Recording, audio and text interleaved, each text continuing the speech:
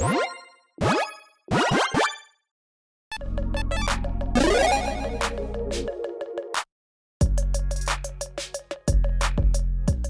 everyone, Mitch coming in for the Commander's Court Studio. Welcome to the show. So on today's deck tech, we've got Aesi, Tyrant of Gyre Strait, and my goodness, is this a powerful commander. A 5/5 Serpent that costs 4 green-blue, and it says you may play initial land on each of your turns, and on top of that, whenever a land enters the battlefield under your control, you may draw a card. So yeah, quite the potent combination. A very simple commander, a very straightforward commander, but one that has a ton of potential because, well, I don't know if you've heard, but some of the most powerful things in Commander are, well, ramping, which this does, and card draw, which this does whenever you ramp. So yeah, by getting lands into play, by doing what you are supposed to be doing in Commander, you get a ton of card advantage. It can dig way down deep into your deck to, well, get more lands into play, to then, draw further, to then get other landfall triggers and do a lot of incredibly powerful things. So yeah, Aesi Tyrant of Gyre Strait is definitely a Simic commander that can pack quite the punch. Now, on this deck tech, like my other deck techs, I am going to be taking you through tactics to show you how this deck works and how we're going to win with it. Hint, hint, lands. Also, on this episode, every single card in the deck outside the commander is less than $1. So even though the commander itself is not very budget friendly, the deck overall is. And also, if you are interested in this commander, interested in this deck, make sure you check out that deck list link in the description below. Now, with all that said, let's jump into it.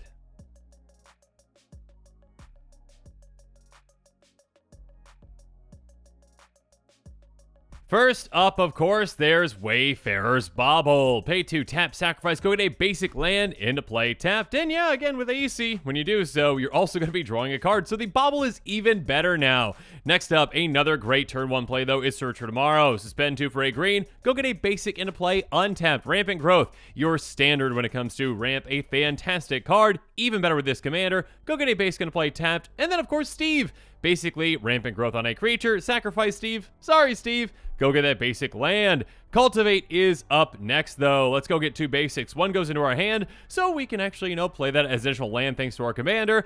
And also, yeah, get another one into play tapped. Speaking of getting 2 lands into play, though, we've got Harrow and Roiling Regrowth, both of which are very similar. Sacrifice 1 land to get 2 basics into play. Harrow actually has them come to play untapped even. Speaking of which, we've got a Springbloom Druid, which is much like a Harrow, more so like a Roiling Regrowth. It is an ETB, sacrifice a land, go get 2 basics into play tapped. Grow from the Ashes is up next. Let's kick it for 2, and when we do, we get 2 basics into play untapped, so we just get 2 mana back right away. Or if we didn't kick it, we only get 1 land into play, but it's still untapped, so yeah, still a lot of value there. Speaking of value, Colony Heart Expedition, just 2 mana in total, and it's got a landfall trigger. Whenever you get a land into play, you get a counter on this. Yeah, that's going to happen very quickly. Once you get 2/3 counters, you remove them, you sacrifice it, you'll get 2 basics into play tap. So yeah, very efficient, very effective. We can have this happen quite early. And then we've also got some very similar cards with Explosive Vegetation, Circuitous Route, and Migration Path, each of which are all 4 mana, each of which are going to get us 2 lands into play tapped. And Migration Path actually can be cycled away if we don't need it, but yeah, with this commander, if your commander's in play, yeah, you might want to just cast it because you're going to be drawing 2 cards instead of the 1, and on top of that, again, you are going to be ramping. Next up, we got Vastwood Surge again, 4 mana, go get 2 basics in play. If you kicked it, you also get counters on each creature you control. Then there's Verdant Mastery, which we can actually cast for just 4 mana. If we do, well, we're going to be getting 4 basics from our deck no matter what. 2 of them will go into play under our control. If we only pay the 4 mana, 1 goes into play under opponent's control. The other one goes into our hand. If we did pay the 6 mana, the entire cost of the card, though, the rest of those lands are going to go to our hand, and the opponent gets nothing. This is Renewal. Speaking of opponent getting nothing and we get everything, go get 3 basic lands, put them all in battlefield tap, then shuffle. You gain 7 life, and again, thanks to this commander, why don't you just draw 3 cards? That's not enough for you, though. Let's do it even bigger, which reverse the outlands with our commander in play. With that 5 power in play, hey, go get 5 basic lands because your commander has 5 power, and get those lands onto the battlefield tapped. And you actually might have a creature out there that has even more power, or maybe your commander's got some counters on it. Yeah, this card, again, at the very least, though, if our commander's in play, 5 for 5 and 5 cards drawn is pretty incredible.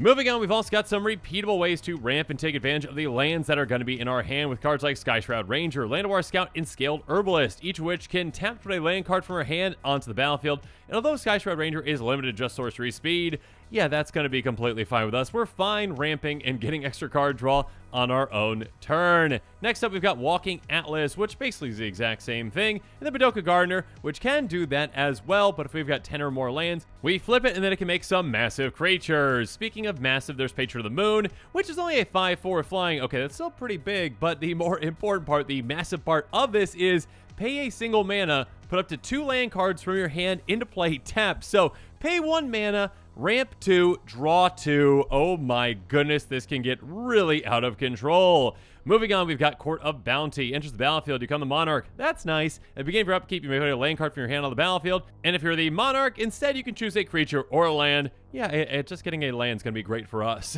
Growth Spiral is another great card, though. Draw a card, get a land from your hand onto the battlefield at instant speed.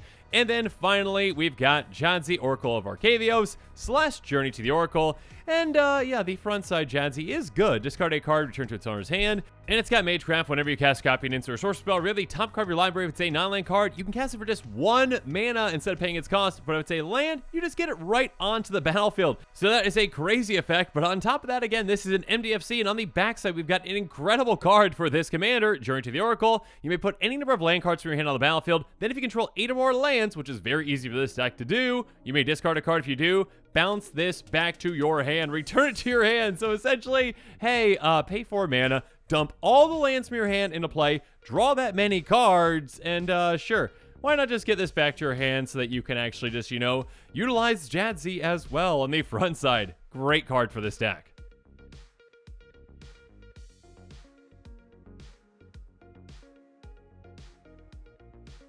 But of course, we're nowhere near done with our great cards for this deck because we got even more ways to get lands into play, like Enter the Unknown. We make a target creature we control explore, and on top of that, we can play additional land this turn. Yeah, for just 1 mana. How about Explore, though? An actual card just named Explore. Million additional land this turn, draw a card. In Scale the Heights, get a counter on a creature, gain 2 life, play additional land, draw a card, all of the things. Yeah, a lot of value with a card like this. Speaking of value, we can get even more lands into play with Journey to Discovery and Summer Bloom. Journey to Discovery says search life for 2 basic land cards, reveal them, put them in your hand, then shove your library. Or you can play the 2 additional lands this turn, or we can do both by entwining this. So yeah, a lot of situations where this card can be great. Speaking of great though, Summer Bloom, hey, 2 mana, play up to 3 additional lands this turn, draw 3 cards essentially for 2 mana and ramp 3. That's pretty absurd. Moving on, we've got a Saga that can help us out as well, though, the Zeus's Many Journeys. The first lore counter, play initial land. Nice. Second one, gain 3 life. Third one, exile, bring it back. Then it becomes a 3/3 whenever it becomes blocked, untapped with 3 lands. That's nice. Again, just at the very least, though, playing additional land, that can be a ton of value. And we can get some repeatable value with a Druid class, though. It says whenever a land enters battlefield under control, you gain 1 life. So yeah, basically gain a ton of life throughout the game. It's going to really pad our life total. More importantly, though, level 2, play additional land on each of your turns. That's nice. And then when it comes to level 3, hey, do you just want a giant creature as well? Because we're just going to make target land we control a giant creature with haste and powered toughness each equal to the number of lands we control. That can be quite huge. Speaking of huge, a giant effect for us, though, comes with Gearport Orrery. Each player can play additional land on each of their turns. That includes our opponents as well, but believe me, we're going to make the most out of this. And on top of that, at the beginning of each player's upkeep, if that player has no cards in their hand, they draw 3. And of course, that includes us. So yeah, if we ever have no cards in our hand, we replenish and refuel with this.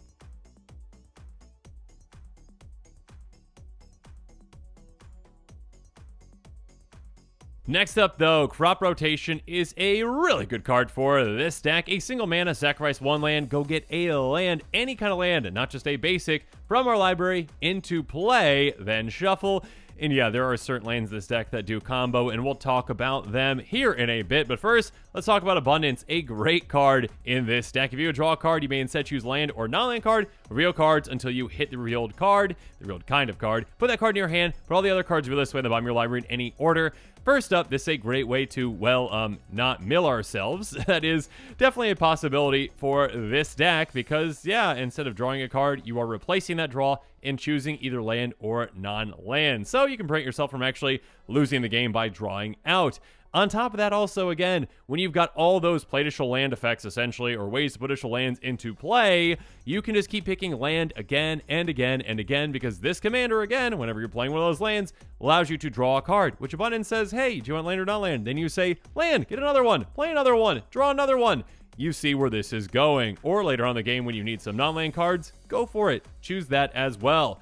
Now, as good as all these cards are, there is one, in my opinion, that stands above the rest, and that is the Golden Pig of this deck, which is the number 1 card out of 99. And the Golden Pig for this deck is Tatiova Benthic Druid, a 3/3 Merfolk Druid that costs 3 green/blue that says, whenever a land enters the battlefield under your control, you gain 1 life and draw a card. So, kind of like the original Aesi, basically a second copy of our commander where it matters. Hey, whenever we get those lands into play, sure, we gain some life. That's nice, and there's some ways to take advantage of that too. But more importantly, again, we are doubling up on our card draw with this commander, which is absolutely absurd. So, yeah, there's a reason why this is a fantastic commander on its own. It's fantastic in the 99 as well, especially in a deck like this, and it is most definitely, in my opinion, the Golden Pig of the deck.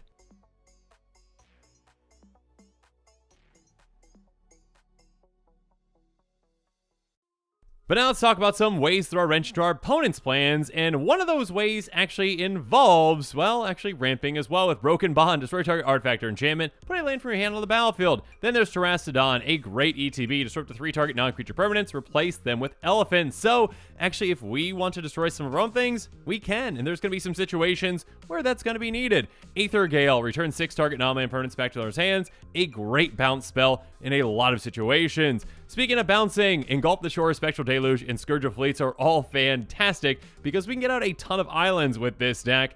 Basically, return to their owner's hands all creatures with toughness less than or equal to the number of islands you control for Engulf the Shore. And then the other two are very similar, but they're just for our opponents. They are going to be bouncing our opponent's creatures that have a toughness less than our islands.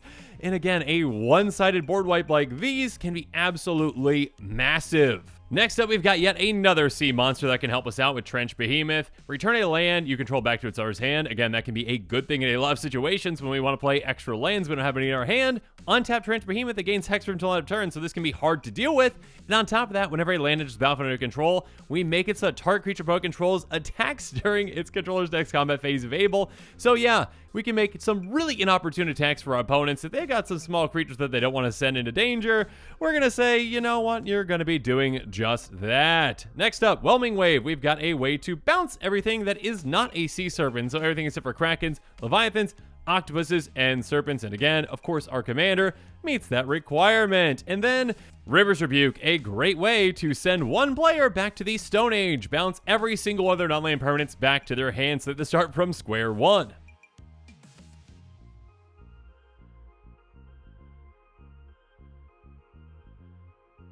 But of course, we can also throw a wrench into our opponent's plans with some counter spells like Dispel, which can counter target instant spell for just a single mana, and Negate, which can counter target non-creature spell, or we can protect all of our things with Simic Charm because, well, it does say choose one. Target creature gets +3/+3 until end of turn if we really need that. Permanents you control gain Hexproof until end of turn, which is great, and return target creature to owner's hand. This is a great flexible spell that can help us out in a lot of situations. Again, most of the time, that permanents you control gain Hexproof is going to be our choice because, well, protecting all of our things for just 2 mana is huge.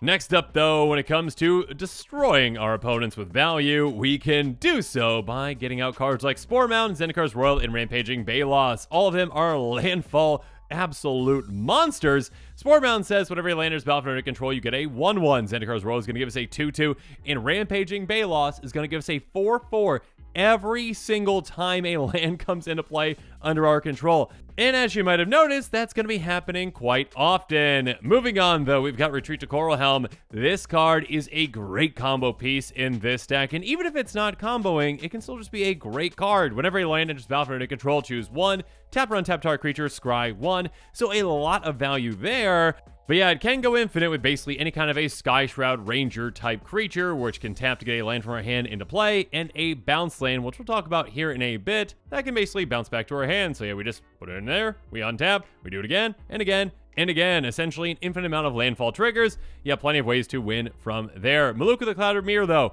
a great card as well. Pay 1, bounce a land you control back to its owner's hand, get a 1/1 illusion with flying. Again, there are going to be times where we actually want to get lands back into our hands so we can play extra lands to draw further.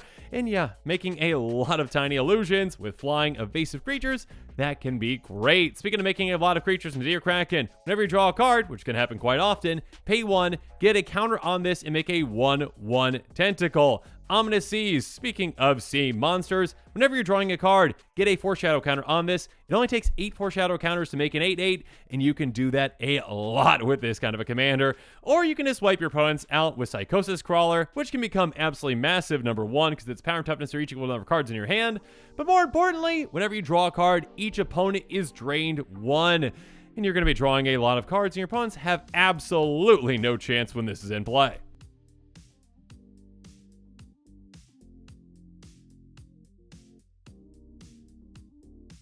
Now when it comes to lands, we would have an MDFC that can help us take our opponents out with Kazandu Mammoth, a 3/3 with Landfall. Whenever a land enters battle under new control, it gets +2/+2 until end of turn. Next up, we've got Command Tower, which can tap for either our colors, Exotic Orchard, which can do so most of the time, and Ash Barrens, which has basic land cycling for 1. Then we've got Evolving Wilds Temporary Expanse, which we can sacrifice to go get a land into play tapped. And again, keep in mind, extra landfall triggers. Speaking of which, yeah, we're going to be running every single one of the new Capenna lands, some of which can go get a forest or an island, or some of which can just get one of them, and that's completely fine again because, yeah, landfall. Speaking of which, hey, Mirror Landscape, Blight Woodland can each ramp us, and again, double landfall with them too.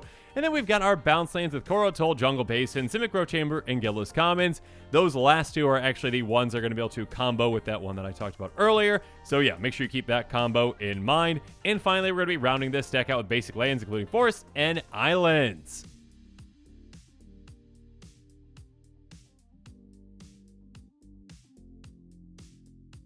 Now, like I mentioned at the start of this episode, every single card outside the commander, which is quite expensive itself, is less than $1. So even with our commander's massive price tag, it's still only a $54.39 deck.